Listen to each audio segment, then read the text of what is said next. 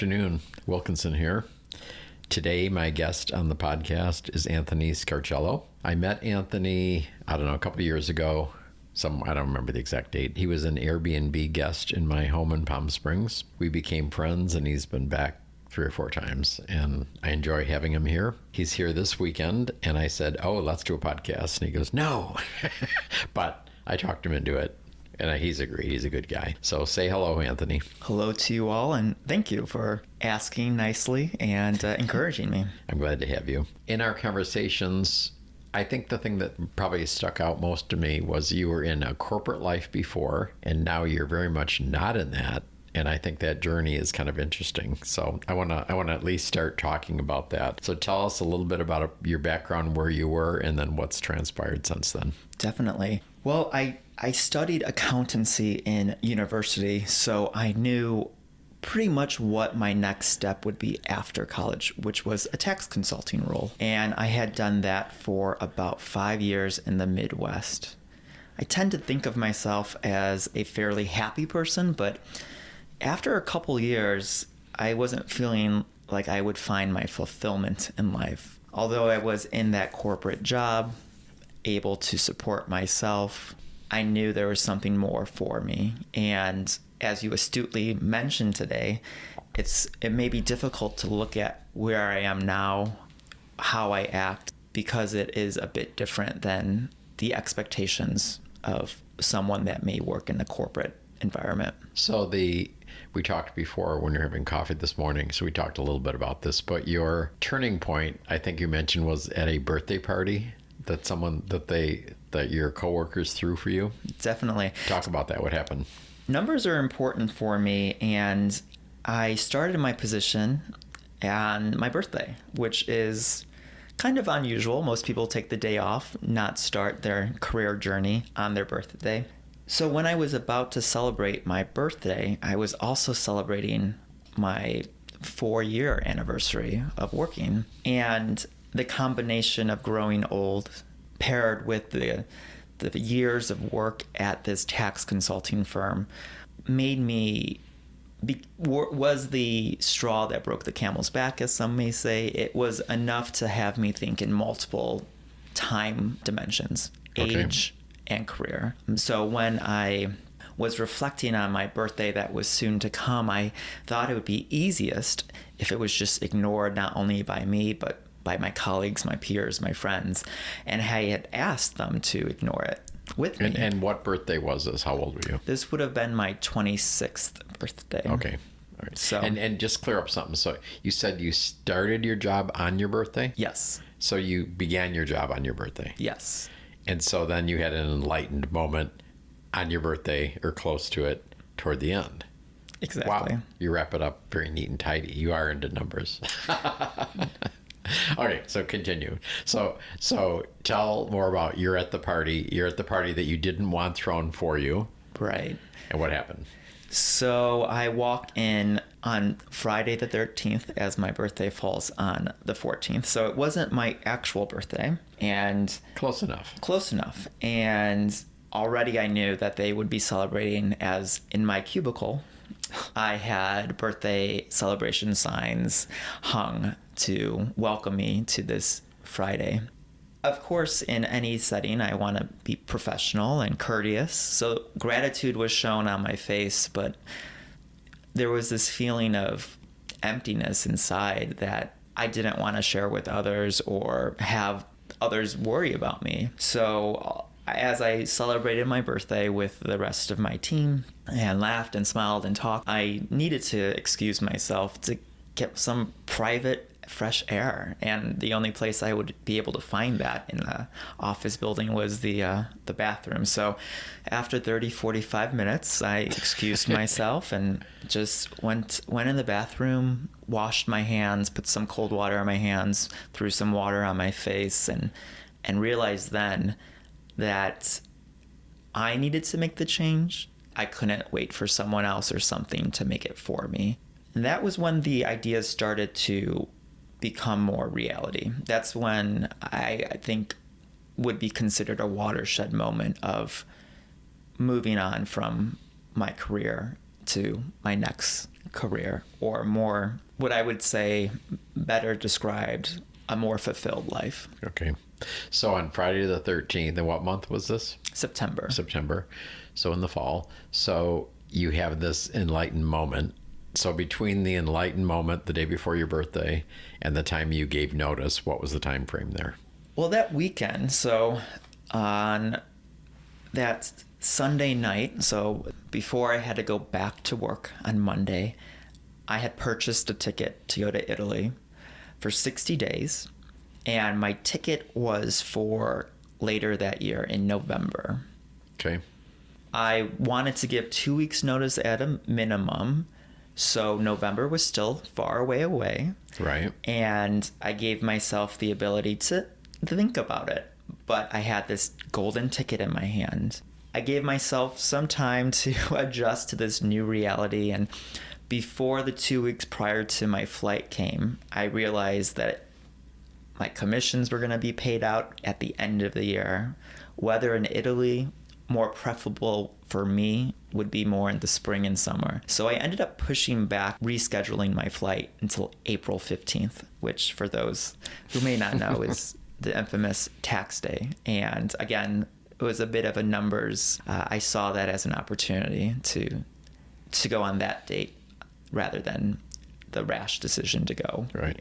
Did you give notice on April 1st then, or what? The notice was something that was very important for me. It's something that I thought about, discussed with friends. But when I look back at it, I have no memory of when I gave my notice. Oh, because really? that wasn't what was exciting to me. Or my trip and this adventure was much more. So I kind of blocked it out, or it fell into the mundane memories that weren't worth my time. So when you gave notice, so they didn't shorten the time they let you write out the time you gave for your notice, and then you left peacefully and all that, right? Definitely. The environment that I worked in, it was very common for you to stay on until the end of your notice that you gave, unless you were going to a competitor. And since I was going to Italy, they had no issue with me helping wrap up loose ends and transferring responsibilities.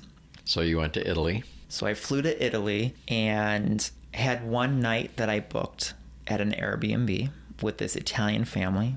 Every other night was something that I would have to not only decide, now use the term create. I started to use a language and think about the world and the creation that I can make of it. So I wanted to give myself a little bit of a smooth entrance into Italy, booking that first night. But then I was on my own, and I wanted to learn, I wanted to understand, and I wanted to know that I would be able to survive. So I flew into Italy. Plane was a little late. Italians can be a little late sometimes. But my host family welcomed me in, and Did they pick you up, or did you have to get there yourself to their place? I had to get there by myself. And how did you get there? I took a taxi, and my broken Italian and the driver's broken English was able to get me there successfully. And what town did you fly into? Florence. Okay. And I had my first coffee with the Italian host, and that was the first day of a first in my life, and kind of the start of many firsts to come. I was there for 63 days. And you were with the host family only one day? I enjoyed them. I felt safe. So I asked if I could extend it for one more day, and they had the availability. The second day, I got some things in order and was able to rent my own room for about 2 weeks, a little bit more length of time. Okay. And that's in Florence? That was in Florence. Okay. So what adventures did you have in Florence? Going to another country without a planned agenda allows you to see the little gems that are on the streets. I had nothing that I needed to accomplish, giving me the time to digest and look and say yes to whomever would invite me to a restaurant or anything, sign up for anything that seemed interesting. So one thing I looked into was schools for Italian, and I signed up for 2 weeks of Italian classes. It wasn't intense, but it was about 4 to 6 hours each day. And I thought, Wow. 2 weeks of Italian, this will be great. But in April, the Italians have many holidays. So I had 3-day week. I had a 3-day school week and a 4-day school week. It was a bit shorter than expected, though it put me in a classroom with individuals that were also traveling, wanting to experience the culture of Italy, giving me a platform to go out to dinners, go out on excursions to different cities. And Were they mostly Americans? I think I was the only one from the United States. Oh, where were they from? The others? There were a few from South America, Venezuela, Peru, and then a few more from Canada. I think 1 or 2 from Germany. But the class shifted as well. Some would come in for a while. So it wasn't like a set class. You could go in and learn, be there for as long as you wanted. Did the instructor have a lot of transients coming and going? In a sense, there were opportunities to jump into a class if you were only going to be in the city for a few days or a week. Though they did try to get people to have the same level of language to be paired together. So that worked out well. So that I probably will go to Italy in the next year again. So do they have like below ignorant range? Because that's what I would need. I think that's what I sign up for. Yeah, Okay. You've met me. That's where I entered. They were so friendly, so helpful, and welcoming. One of the difficult things about learning a new language is getting over the fear of sounding silly. Right. But that was easily removed in an open classroom that was all about just experiencing it and finding that next level for you. From the instructor's standpoint, so would he have to know all of the languages, the native languages of the people that were there?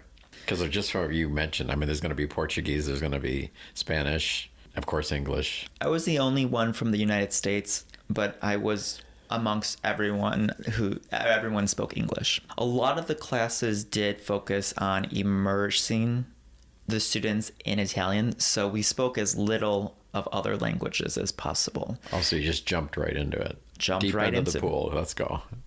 Jump in, Wow. sink or swim, but if you sink, we'll make sure you come back We'll to the pull you back up. surface. So you learned some stuff? I did learn how to say I speak Italian, and I say I learned how to speak Italian in the sense that I still remember that from 8 years ago, which is the worst thing to learn in a language. Because then they expect you to speak it. After you say that, Yeah. what else do you say? Do they teach you, I'm trying to learn Italian? Because I'd be more comfortable with that. I probably learned that Or I'm tense and stumbling those into words, Italian. but Yeah. that's a little bit higher elementary level Right. than I was used to. But while I was there, I was using it much more, and I felt comfortable enough to go to the cities that I did because a lot of people spoke English. Right. But I understood it with just a few classes. And I try to use different applications prior to my trip, 10 minutes a day type of scenario. But I did go to Italy with a very, very basic understanding, and it worked out. Wow. So you were there for 2 weeks in Florence. Then what? Any other notable adventures in Florence, or? Well, then I Sure, you extended move it a little bit more. Okay. So I had a friend who was becoming a priest, and he was in the Vatican in Rome. So I knew I had to go to Rome. I've heard about Pompeii, as many people have, Naples, and all of the beauty of that area, which is a little further south of Rome. And my family, my grandparents, came from a region called Calabria, so I wanted to check out that area too. Did you find any relatives? I had. Or are we getting ahead of the game here? No, I mean those were questions I asked prior to leaving, so I don't know if we're ahead of the game, but All right. It was something that I decided before my trip. And during my trip, I questioned if I had made the right choice or not, because I also went in open-minded. What were you questioning exactly? So it would be family members that I had never spoken to, my father's never spoken to, and my grandfather would have been the only connection between them and myself. So there was not a familiarity Right. that I felt comfortable with. Or any direct connection. Yes. Yeah. But on top of that, I am a vegetarian, and I was at that time as well. And I'm gay. So I Oh, had... you are? Yes. Really? For those listeners who may not know. Well, they can't see you and they don't know that you're dressed head to toe in pink. I'm kidding. You're not. And so there were these explanations that I thought I would have to give to people I didn't know. And I didn't want to necessarily have those conversations. Okay. Not saying that they would not have been as welcoming had they known much about me at all. I think it would have been fine. So stop for a minute. So you're thinking if you meet some of your, I don't know what you would call it, distant relatives, and then they say to you, oh, do you have a wife or a girlfriend? Is that the question, type of thing you were thinking about? That type of a thing, or what? That, and being welcomed in for lunch and saying, you got to put the prosciutto on the bread too, you know? Oh, yeah, I hadn't thought of that. So distant relatives, I mean, it took a while for my mother and grandmother to stop asking me if chicken was still an okay item for my dish. So it was a trip that I wanted to be free to be who I was. Right. And there seemed to be a limitation with visiting potential family members. The exciting part about going to Italy was I knew no one. Right. Directly. So without that responsibility, I could find out a little bit more about myself. So let's loop back. So you're in Florence. I'm in Florence. You've had your first 2 weeks. You're going to language school. Mm-hmm. And then you extended it. And then for how long and what happened? I believe for another 2 weeks. So I was initially in Florence for about 3.5 weeks, 4 weeks. Wow. Early on, I also did meet a boy, and he was a local that made my trip so much better because I met amazing people through him and got to see parts of the city that I would have never gone down Right. without. And the connection was pretty quick and strong as well. So it made me feel happy. There's nothing like having a guide that, that you just meet. I remember when I was in Paris, I met this guy. He was a software engineer. And when he found out I was from Seattle, it's like, oh, do you know Bill Gates? back when. But, and he was straight. So there's no romantic interest or anything going on. But, he took me to places where they ate, and I saw things that as a tourist you'd never see. So it was all like the back road stuff and do this and do that. And it was really cool. When I travel internationally or within the United States, even within my own city of Los Angeles, I do want to understand what the culture is, what they do, because they know the area better than I would ever be able to. So right. He particularly was able to show me in the small details what it means for him to be Italian. He didn't have to tell me this is what Italians do. The way he responded to me, there was on one of the last days I was there for my 3.5 weeks, he had spoiled me with dinners and drinks, and I had said, I'm setting up this final night, which wasn't the final night because I did come back, but I did not know that then. I said, I'm going to take you out to a dinner. In my Italian class, I raised my hand and asked, I want to take someone that I find special to a special place. Where can I take him? I made all the plans, figured out all the logistics, and I said, I'm going to pick you up at your apartment at 8:30. It's about a 20-minute walk to the restaurant. Well, we have reservations at 9. We'll have a great because dinner. They don't eat at 4 to 6 o'clock. They don't eat early, and he definitely was one that ate a little bit later. So I show up at his place at 8:30. He's not there. What? Yeah, I try to find Wi-Fi signal. I text him, I'm running a few moments late. He's I see him walking down the street, come up to his apartment. It's now about 8:35, 8:40. He pours me a glass of wine. He said, we don't have time for wine. We have 20 minutes to get there. I planned for 30. So you had a reservation. I had a reservation. Are they lackadaisical on the reservations or not? Well, that's what I found out through being with someone that was Italian and seeing how he reacted. He knew what time the reservation was, but he wasn't as twisted as I was. And I then had to tell myself, follow his lead. Right. So I'm curious. So are they lackadaisical on the reservation when you get to the restaurant? Well, he poured me a glass of wine. Right. And I said, okay, well, I can work with this. And then he said, let me move my laundry to the air dry. Let me unfold. I was like, he's now going to do some laundry? Oh my God, there's no way we can make the reservation now. So we leave his place at 9 o'clock. At 9 o'clock. The time of our reservation. And we get there late, and I say, you explain what happened, because there's no way I will be able to in Italian, and I'm not taking the blame for this. So he walks up to the front desk and says, oh, we have a reservation at 9. So, and you're there. How dare he say that? It's 9:20. And the gentleman was like, I'm so sorry. We gave your table away. I was like, of course you did. A minute, 2 minutes later, I have more wine in my hand as an apology for them giving up our table. So they were apologizing that they didn't wait for you. Not apologizing, just. Right. Also incentivizing me to never come early to an appointment, a reservation at least, because they gave us wine within a minute, 2 minutes of us showing up 20 minutes late, pulled out a table right outside of the kitchen, set it up for us, and we were sitting 7 minutes after we arrived right outside the kitchen with complimentary drinks. And I realized, if I go back to the U.S., I better get wine when I show up late to my friends' places and dinners. But it's a little bit different.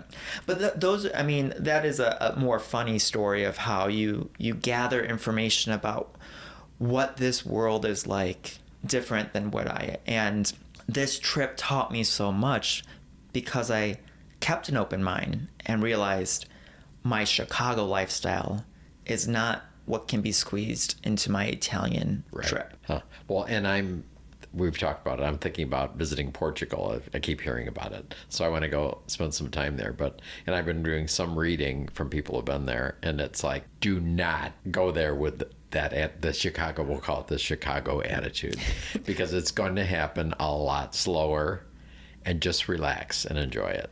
Right. So I think that's good. And Chicago attitude is not a bad thing. We love Chicago. I hate Chicago. No. I'm just kidding. I'm kidding. Yes. All right. So you're still in Florence. So you have your last night with your Italian lover. Your Italian lover. That sounds so cool. And then what? And then I want to see Rome. I want to see my friend who is in Rome that I went to high school with. So you're seeing a priest. I forget what they call them, but he was he was learning to become a priest. And is he gay? Not that I know of. Okay. Directly. Right. Or indirectly. All right. Okay. All right.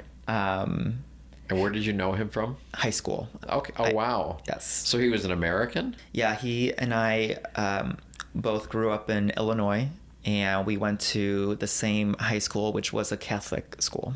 Okay. So he really went for it. He really went for it. And wow.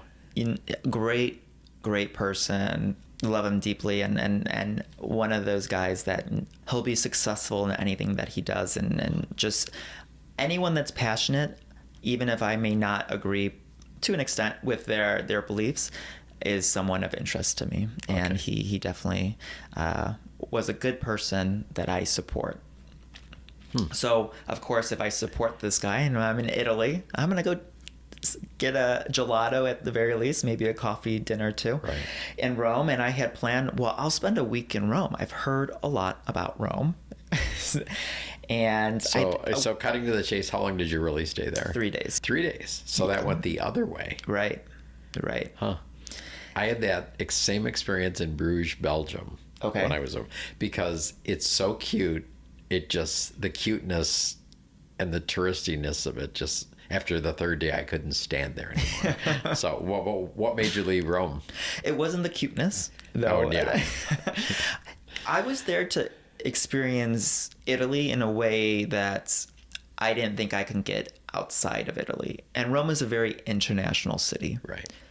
And it's pretty touristy, too. It's pretty touristy as well. Yeah. So I would love to go to Rome with the idea of what Rome is, but the idea of this trip didn't really overlap with what it was. Surprisingly, Rome was my least favorite Okay. city in Italy. I really had no use for it. And people goes, "Are you kidding me?"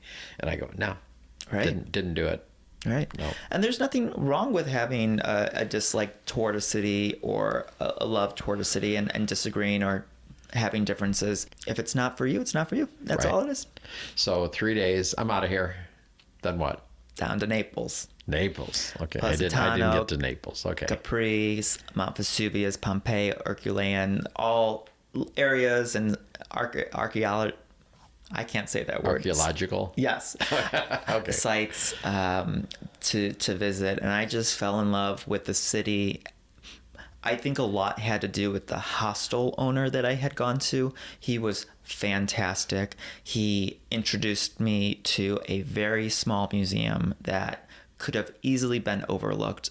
That blew my mind. It was the most amazing sculpture I have ever seen, and you have to see it in person. When I hear people are going to Naples, I Venmo them the $20 and say, I'm going to give you this money, but give me the gift of going to this museum because I want to hear other people's experience. And the hostel, that was one of many things that this gentleman was able to provide to those that showed up, and it was amazing. Wow. All right. So Naples, then.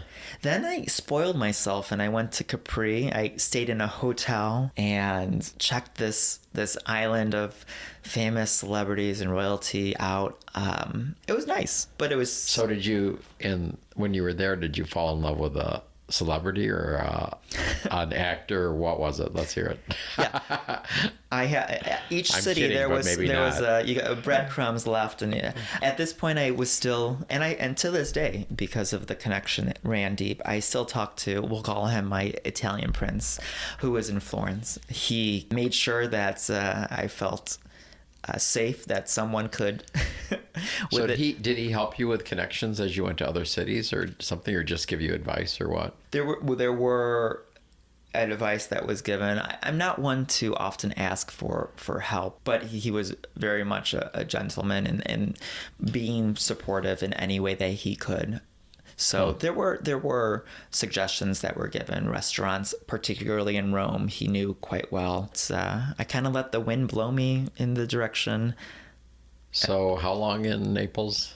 About a week and a half. Okay, so you have about 2 weeks left to Right. account for? Right. So what happened? So then I decided that I would go to Calabria, the Calabria region, which is where my family was from. And I found this beach hostel with this amazing chick running the place. I put on my Speedo maybe 2 hours after I arrived and showering. I took showers, but I like to say I didn't take it off for about 6 days because it was just a lazy beach town. They have seasons where they construct temporary beach bars, and she had one, so I was helping paint Really? and construct a little beach bar. And I felt good working with my hands. And when I say I work, I volunteered. Right. It was... The hostel itself had interesting people join us, a lot of Canadians there as well. One guy from England who often said, "Get off my tits," which is now something I like to say as well. What is it? Get off my tits. Get off my tits, and which means what? Yeah, in a sense, you're bothering me. Stop annoying me. He said that to me maybe too often, but So did you get annoyed with him for saying that? no, not at all. I loved hearing him just speak. So anything that I could do to hear his accent was great. So you annoyed him just to hear him say that? I know. Bad incentives. You Right. show up late, get wine, annoy people, hear accents. Was he a gay guy? He was not, no. Okay. No. And I don't believe I met many gay people on my travels. I was at that beach town, and the area that my family was from, this would have been the time to go visit. Though, as I mentioned earlier on, I had made a decision, and that decision was to not. So you didn't seek out to find anybody? I didn't seek out going to the town or the family that my grandfather had left when he was 23. I want to be able to go back, so I have another incentive too. So it wasn't the end of the end of Italy for me, I don't believe. All right, so you leave your corporate job, you spend 6 weeks in Italy. About 60 days, so about 2 months, 8 weeks. Okay, so more like, okay. What changed? So you were still 26, 27 at this point? Right. So that was a couple of years ago. Right. So what's happened? Well, did you go back to the corporate grind?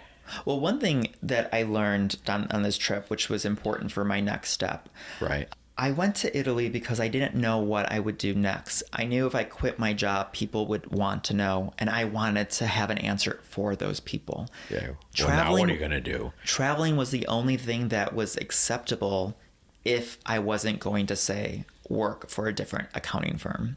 And I didn't want to do that. So traveling, I said, I want to live in the present moment. I want to learn how to live, love, laugh. I want to experience life in the moment more so than I am now. Because while I grew up in the Chicago area, I grew these responsibilities of my past that seemed to follow me and cripple my life in some ways. Like what? Well, the responsibility of who I was. I grew up in a fairly religious area, a conservative area. I was out, but still not connecting on the same level. I wasn't genuine. I also took care of family quite a bit, which isn't a responsibility. It was a great joy to be able to know my grandfather and grandmother and help out. They also taught me so much. But my past seemed to be taking a lot of my time. And I looked at my 401k, and every time I hit a certain benchmark, I pushed that field goal a little bit further. So now my future, I was thinking too much about my future, and my present moment just disappeared. So when I went to Italy, it gave me the chance for 60 days to just live in the moment. I don't know what my next day is going to be. Right. So I had to just live in the moment. And after 60-ish days, I realized that a truth that I now live by is that our past, present, and future are a juggling act. And I need to make sure that balance is right. Our past is too rich with knowledge to forget about and to walk away from. Our future is too fragile to forget. But if you are focused in your past or your future and forgetting your present, you're also in a tight situation. So I walked out of Italy realizing that I needed to rebalance my understanding of my past, present, and future. I was going back to Chicago without a job, but I wanted to continue that Mediterranean lifestyle. So I knew I was going to move to a different city. Okay. I just didn't know where. Where did you end up? I ended up in Los Angeles. My requirement... That's very Mediterranean. Yeah, it's pretty much as close as you can get in the United States. So I had two requirements. I wanted the weather to be a climate that afforded me a Mediterranean lifestyle, but also a year-round, be able to be outside. That was important to me. And the second requirement was I wanted to have a very active gay sports league, playing dodgeball or soccer or volleyball. And LA hit those two check marks, so I applied for a part-time position at a retail store and got an interview, packed up my car within 3 days from Chicago, drove across country, interviewed, got the job, and started my journey in Los Angeles. I remember leaving my parents' house. I pulled out of the driveway, and they were excited and sad to see me go, but about to take on this 3-day journey. I pull out, my car's in drive, and I waved to my parents out the window and said, I'm going to Hollywood. I'm going to be a star, with no intentions of wanting to be a star. Right. But my parents look at me and they laugh. You're so funny. That's not going to happen. And that didn't hurt me because that wasn't the purpose of my trip. And they knew it. Made sure my car was in drive and said, I'm going to be a porn star, and drove off. Oh no. I couldn't turn the corner fast enough without my mom's phone calling me and said, "You're not going to be here for."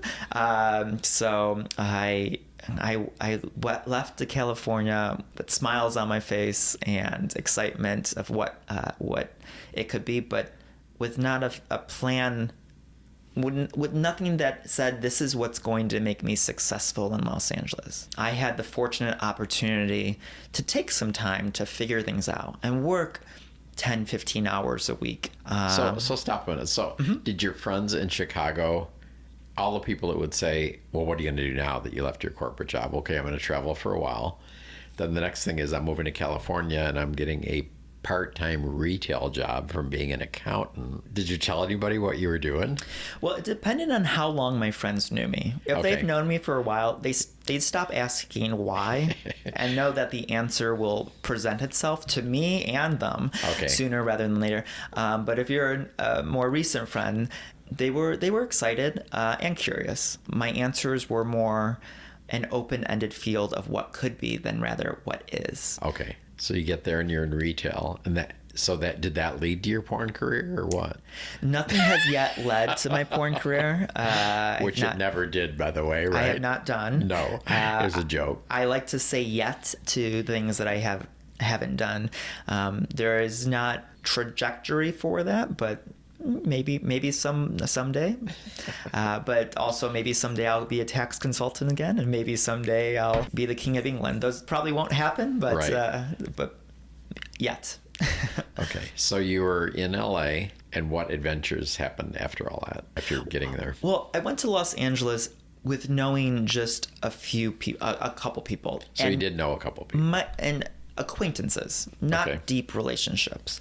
All right. What I was excited about was because this large city, I only knew so many people. I thought now is the time that I could put on any mask I wanted to. Do I want to be a dancer, a model, a writer, an accountant again? And I had these options to put on different masks. No one knew me. I could do whatever I wanted.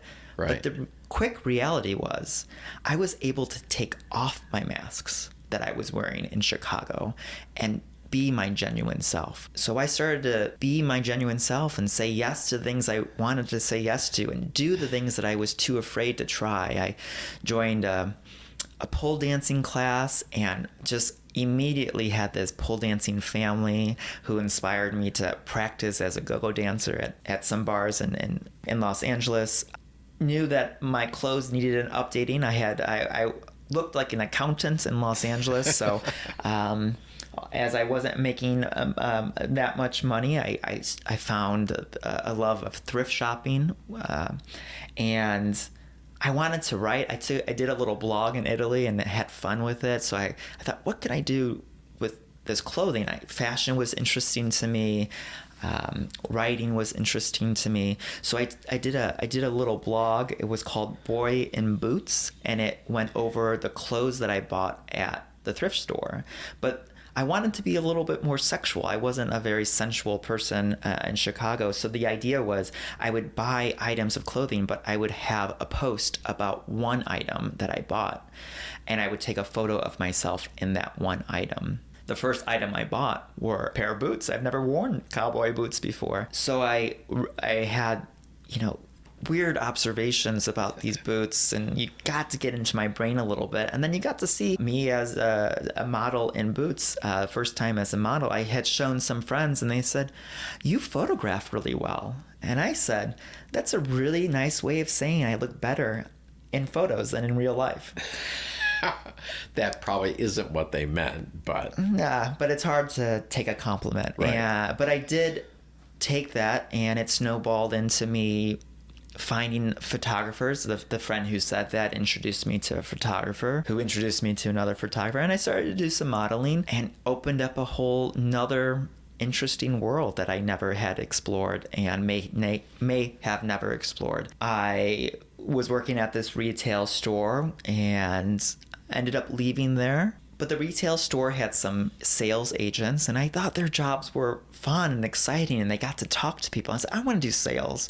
So I took a door-to-door sales job selling solar panels on top of people's homes, and did that for about 8 months. And just, I think everyone might, if you're going to school, if you're trying to get into the workforce, I tell people 2 things.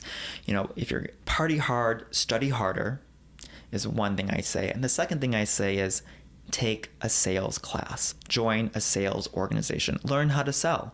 You don't need to have that be your main career, but it will benefit you in, I believe, anything that you do. This door-to-door sales job was a lesson. I learned so much, and it really did a lot for me. So I find that concept terrifying. It is terrifying. Yeah, 100%. Yeah. No other way to look at it. But did you sell any panels? I did. You did? I did sell panels. So wow. Not many. You don't need to sell many to be successful. I wouldn't consider myself successful in it. I lasted, I think, about 8 months, and ultimately took a job in a tech startup company.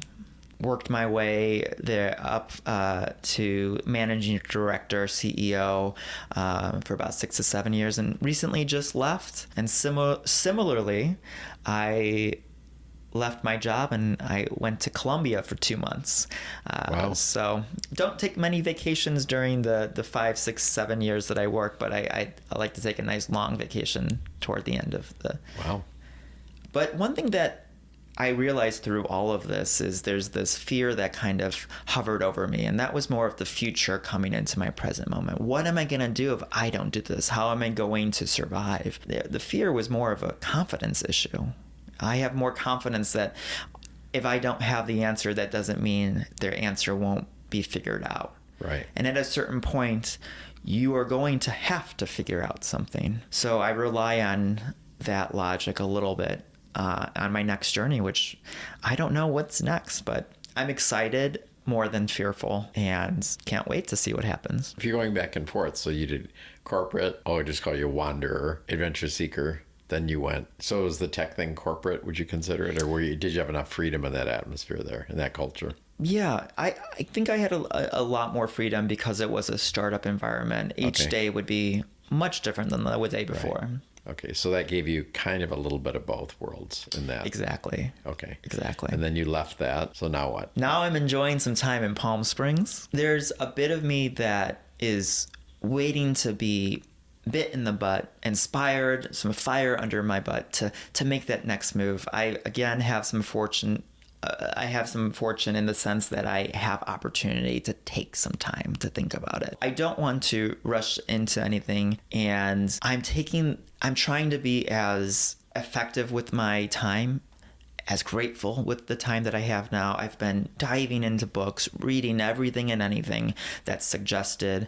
I've been writing a lot, really trying to awaken the creative part of me that has been fairly silent in more of my analytical career. Do I want to become an author and have that be my full-time job? I think that'd be so cool. But do I think that's going to happen now?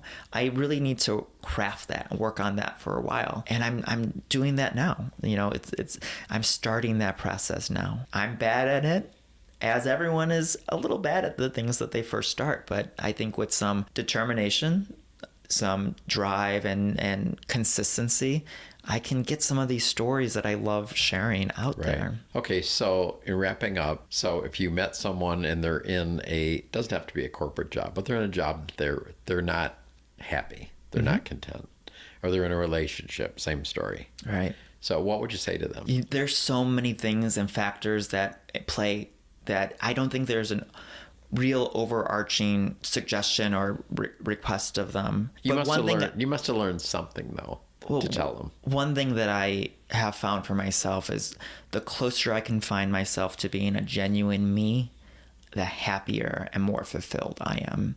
So what does it take to figure out how you can be more genuine?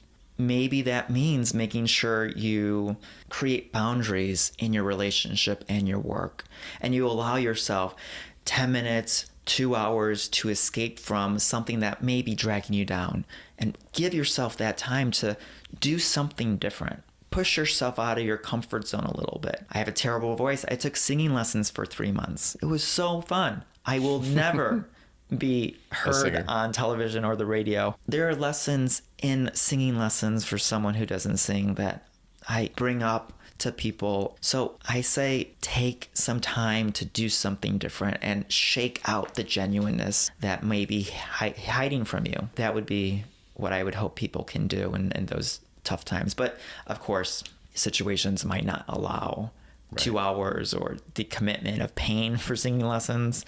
But 10 minutes, journaling, finding something that you can do, I offer that as my suggestion. Cool. I think that's good. We'll end on that. And I appreciate you coming in. It's been great. Also great seeing you. Likewise. But thanks for coming in. Appreciate it. Thank you all.